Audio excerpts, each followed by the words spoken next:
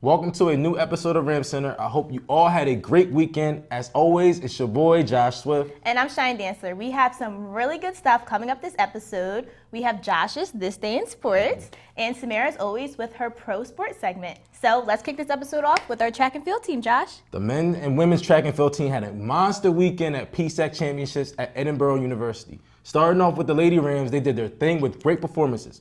Freshman Holly Zitza placed third in the high jump with a leap of 1.69 meters.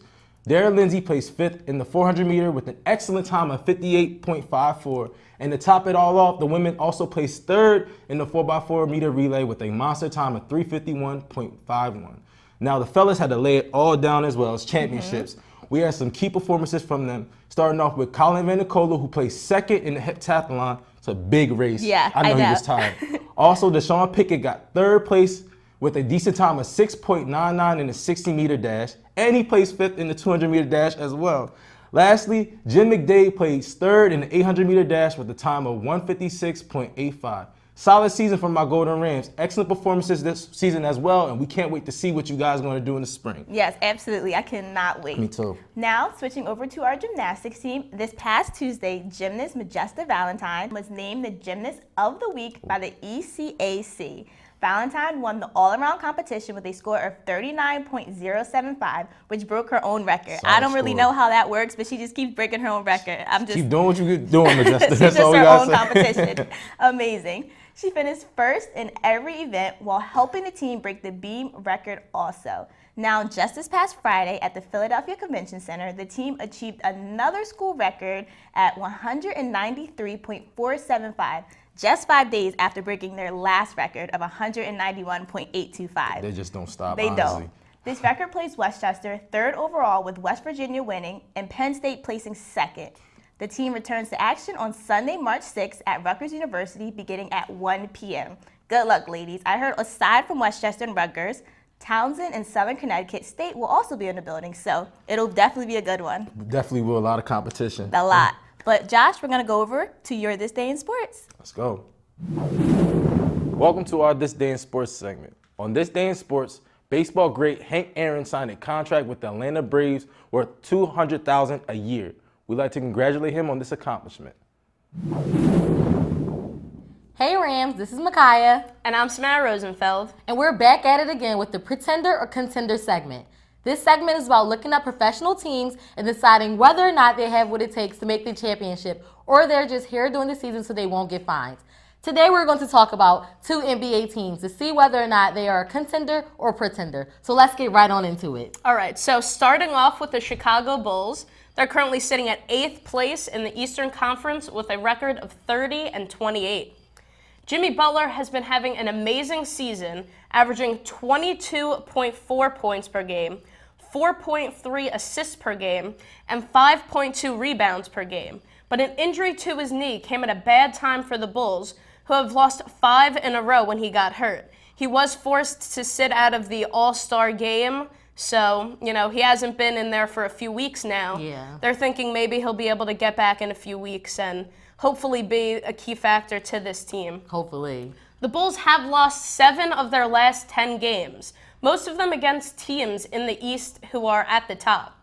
With a stat like that, it is clear that if the Bulls do make the playoffs, they might have a hard time getting past some of that competition, making them this week's pretender.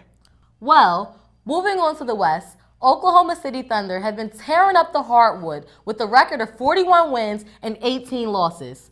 Recently, Kevin Durant moved from number 2 on the MVP ladder behind Steph Curry, and teammate Russell Westbrook sits at number 4. Durant, who averages 27.9 points per game, 4.6 assists per game, and an incredible 8.1 rebounds per game, has gone off against top teams in the NBA, recording 40 points, 15 rebounds, and 5 assists against the Warriors on February 6th, and dropping 37 points before fouling out against them Saturday night in the first minute of overtime. Westbrook has also been a dominant factor for OKC, recording 8 triple-doubles, with second most in the league. With those two valuable team players, OKC definitely has proven themselves to be a contender. Absolutely. Well, this is all we have time for you today. My name is Micaiah. And I'm Samara Rosenfeld. And also make sure to stay tuned and watch Ram Center each week. We thank you for tuning in. Stay golden, Rams. Steph Curry has added another top play to the highlight reel of his record-breaking season. With the game tied 118-118 in overtime against OKC, Warriors' Steph Curry got the inbounds pass, dribbled up the court, and scored a long-range three-pointer with just 0.6 of a second remaining. Despite having a timeout, Coach Steve Kerr left the game in the hands of his star player and leader of the MVP race, Steph Curry, who did not disappoint. Against the Thunder on Saturday night, Curry broke the NBA single-season mark for three-pointers, totaling at 288 so far, with 24 games still left to play. Last year, he recorded 286. Curry also tied the record for most threes made in a game after hitting 12. He joins Kobe Bryant and Donyell Marshall as the only players to accomplish such a feat. In February, Curry has averaged 36.7 points, shooting 54.9% on field goals and 53.6% on three-pointers, 7.3 assists, 5.6 rebounds, and 1.9 steals in 34.6 minutes. The Warriors are 53-5 and one game ahead the Chicago Bulls' 1995-96 pace toward a record 72 wins. That's all I have for Pro Sports this week. I'm Samara Rosenfeld. Josh and Cheyenne, back to you.